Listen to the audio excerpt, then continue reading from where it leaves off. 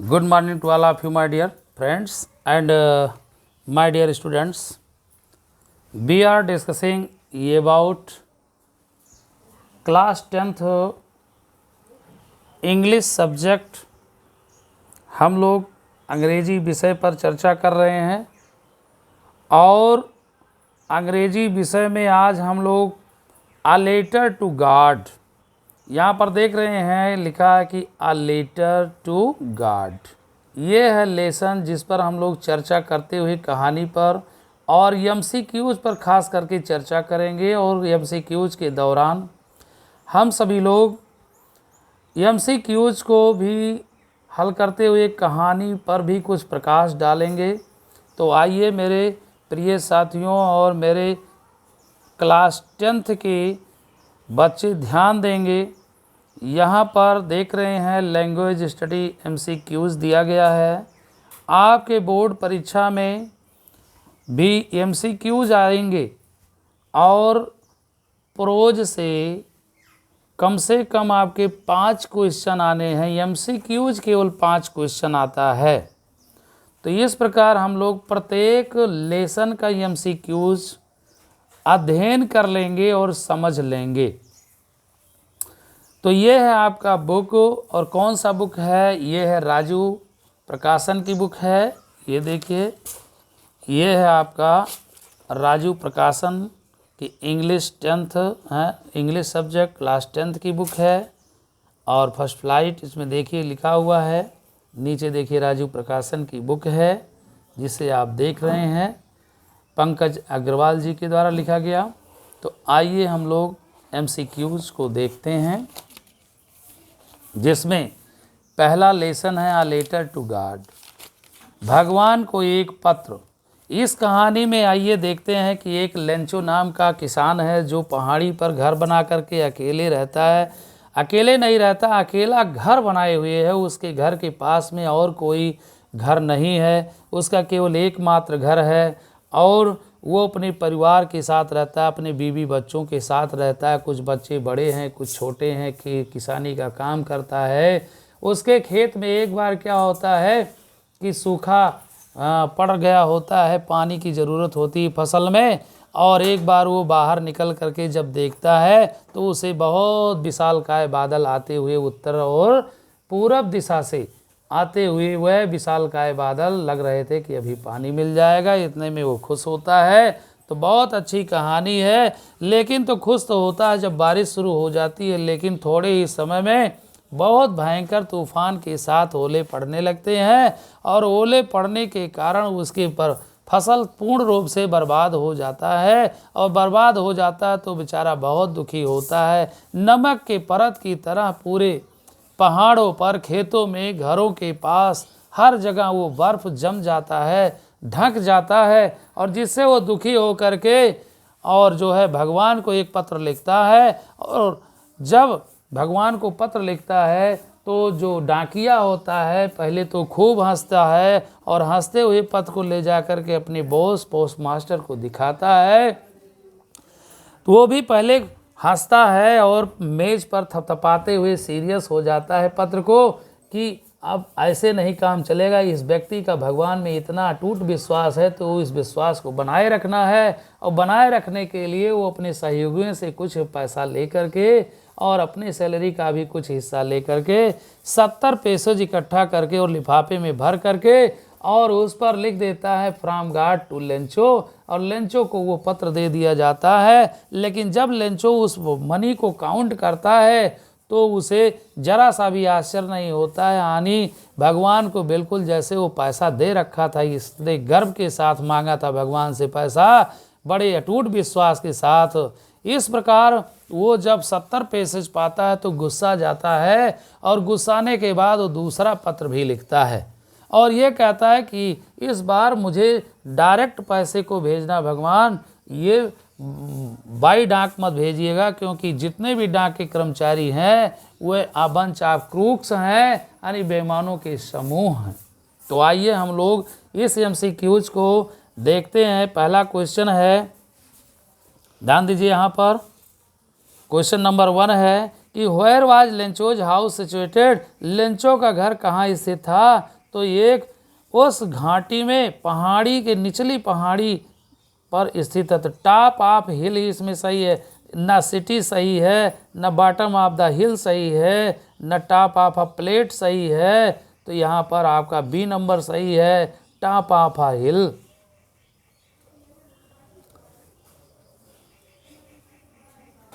अब दूसरा क्वेश्चन है कि what was the only thing, वो कौन सी एक चीज़ थी that the earth needed according to Lencho, Lencho के अनुसार जो पृथ्वी को आवश्यकता थी। तो भैया पानी की आवश्यकता थी, न तो तेज हवा की आवश्यकता थी, न स्नोफॉल की ज़रूरत थी, न सनलाइट की ज़रूरत थी। ज़रूरत थी तो एक शावर की ज़रूरत थी। इसलिए यहाँ पर आप देख रहे हैं कि आ शावर, यानी ये नंबर सही हो गया।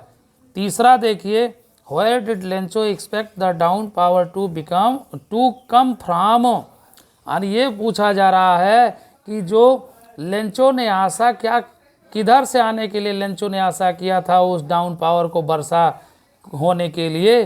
तो यहाँ पर नॉर्थ है, नॉर्थ वेस्ट है, नॉर्थ ईस्ट है, साउथ ईस्ट है, यानी उत्तर और पूरब दिशा से वो विशालकाय बादल आते हुए देखा था। तो आपका बी नंबर सही हो गया। आप देखेंगे क्वेश्चन नंबर 4 को, तो 4 क्या है लिखा, what did Lencho compare the large rain drops with, यानी क्या कहा उसने, लेंचो ने जो तुलना किया है, क्या तुलना किया है लार्ज रेन ड्रॉप से, उस भारी वर्षा से। किसके साथ तुलना किया है उस भारी वर्षा की, तो सिल्वर क्वाइन से, डायमंड से, पर्ल से, न्यू क्वाइन से। तो उसने न्यू क्वाइन से, डी नंबर आपका सही हो गया। ये न्यू क्वाइन से उसने कंपेयर किया है लेंचो ने लार्ज रेन ड्रॉप्स की। क्वेश्चन नंबर 5 देखेंगे, लिखा which crop was growing on Lencho's fields, which crop was growing on Lencho's field, यानी लेंचो के खेत में किस प्रकार का फसल जो है लगा हुआ था। तो ना तो राइस का लगा था, ना बार्ली जौ का लगा हुआ था, ये कार्न का लगा हुआ था। किसका लगा हुआ था, कार्न का लगा हुआ था, यानी भुट्टा का, मकई का फसल लगा हुआ था। तो 6 नंबर देखिए, व्हाट डिस्ट्रॉयड लेंचोज फील्ड्स, यानी लेंचो की जो खेत थे उसको किसने नष्ट कर दिया। तो हैवी रेनफॉल ने नष्ट कर दिया, कि लैंडस्लाइड ने नष्ट कर दिया, कि फ्लड ने नष्ट कर दिया। इन तीनों गलत हो गया। और बी नंबर आपका हेल स्टॉर्म, यानी हिमखंडों ने, हेल में स्टोर्म ने, हेल जो हिमखंड गिरे थे तूफान के साथ, उसी ने नष्ट कर दिया। क्वेश्चन नंबर 7 है, द फील्ड लुक्ड, खेत दिखते थे, as if it were covered in, जैसे कि वे नमक से ढक गए हो। तो नमक यहाँ पर भर देंगे साल्ट, यानी जैसे नमक सफ़ेद होता है बिल्कुल तह बन गया था, ऐसे बर्फ़ का तह बन गया था। सारी फसल, सारा खेत बिल्कुल बर्फ़ से ढका हुआ था। किसके समान, नमक के समान। तो ना तो शुगर, ना लोकस्ट, ना आइस, यहाँ पर बताया गया है साल्ट।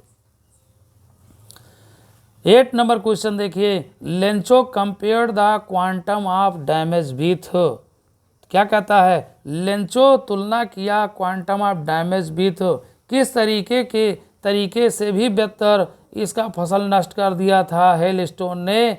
तो उसने ये भी लेसन में बताया है कि सी नंबर यहाँ पर देखिए लिखा है कि प्लेग ऑफ लोकस्ट, यानी जब फसल में टिड्डियों का तामून पड़ता था तो उनके चटने से कुछ फसल भी बच जाता था, लेकिन हेलस्टोन ने बिल्कुल बर्बाद कर दिया। तो यहाँ पर सी नंबर आपका प्लेग ऑफ लोकस्ट सही है। क्वेश्चन नंबर 9 पर चलें, what was the only hope left in the hearts of Lencho's family. तो क्या बताया गया, what was the only hope, क्या आशा केवल बची हुई थी उन सभी लेंचो के परिवार वालों के हृदय में। तो कंपेंसेशन फ्रॉम गवर्नमेंट, नहीं, गवर्नमेंट की कोई बातें नहीं थी। हेल्प फ्रॉम फार्मर्स एसोसिएशन, ये भी नहीं सही है। There was no hope left, यानी ये भी गलत हो गया। होप तो था ही, वो किसका था, हेल्प फ्रॉम गॉड, केवल भगवान से सहायता की। एक सभी के दिमाग में चल रहा था कि अब मेरी मदद भगवान कर सकता है। तो सी नंबर ऑप्शन सही हो गया, help from God. Okay friends, आइए 10 नंबर पर चलते हैं कि how did Lencho decide to contact his last resort. यानी यहाँ पर बताया जा रहा है कि how did Lencho decide, Lencho ने कैसे डिसाइड किया, निश्चय किया टू कंटैक्ट, यानी कंटैक्ट करने के लिए अंत में, यानी भगवान से संबंध बनाने के लिए वो कैसे डिसाइड किया अंत में। तो पहली बार भी पत्र के माध्यम से भगवान से पत्राचार किया था और दूसरी बार भी पत्र लिखा था। तो यहाँ पर देखिए ऑप्शन है कि बाय विजिटिंग देम पर्सनली, तो पर्सनली गलत हो गया। थ्रो अ लेटर, लेटर के ही माध्यम से, ना तो फैक्स के माध्यम से और ना पर्सनली और ना ईमेल के माध्यम से, यानी वो लेटर के माध्यम से ही कांटेक्ट किया था किससे, भगवान से। तो बी नंबर यहाँ सही हो गया। अब आइए 11 नंबर पर हम लोग चलते हैं। 11 नंबर देखिए, लिखा है कि how much money did Lencho ask for, यानी लेंचो ने भगवान से कितने मनी के लिए कहा था।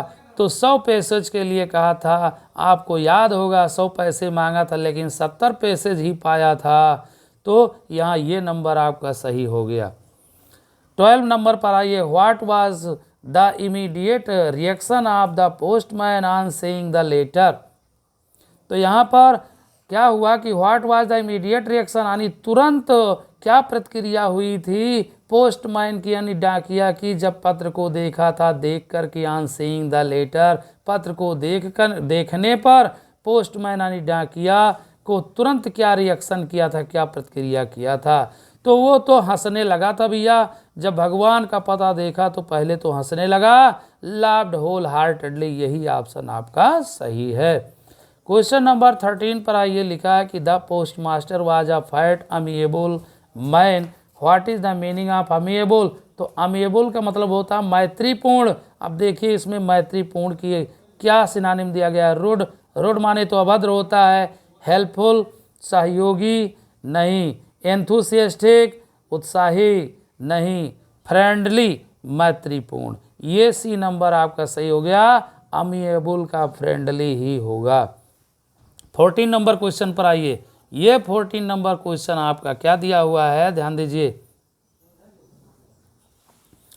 कि what else did the reply demanded apart from goodwill ink and paper, यानी फिर उसने जब दूसरा पत्र लिखना हुआ था तो वो काउंटर पर जा कर के और उसने इंक लिया था, पेपर लिया था और वो लिखना शुरू किया था। तो last craft money goddess signature new seeds, यानी इसमें ये सी और डी गलत है, बी सही है मनी, यानी जो शेष धन बचा हुआ था 30 सेंट्स, यानी 30 पैसे बचा हुआ था 70 पाने के बाद, वो 30 सेंट्स पाने के लिए दोबारा उसने पत्र लिखा था। तो यहाँ पर मनी सही हो गया। अब इस लेसन का जो MCQs का 15 क्वेश्चन है वो अंतिम क्वेश्चन है। यहाँ पर देखिए लिखा हुआ है कि what did Lencho think of the post office employees, यानी पोस्ट ऑफिस एम्प्लॉइज के बारे में लेंचो ने क्या सोचा भैया, क्या थिंक किया। तो बाद में उसने सोचा कि 100 पैसे मैंने भगवान से कहा था, ज़रूर उन्होंने 100 पैसा भेजा था लेकिन इन लोगों ने 30 पैसे मेरे खा लिए, बेईमान हैं। तो उसने कहा बंच ऑफ क्रूक्स हैं, यानी वह कर्मचारी लोगों को लेंचो ने संबोधित किया कि ये आप बंच ऑफ क्रूक्स, इसलिए ये नंबर आपका सही हो गया। तो फर्स्ट लेसन की कहानी, शॉर्ट कहानी के साथ साथ MCQs को आपने देखा और फिर मिलेंगे नेक्स्ट वीडियो में। इसी के साथ इस वीडियो को मैं समाप्त करता हूं और मेरे चैनल को English classes by RB sir channel को आप लोग पढ़ते रहिए और सब्सक्राइब, शेयर और जो है लाइक करते रहिए मेरे दोस्तों। ओके।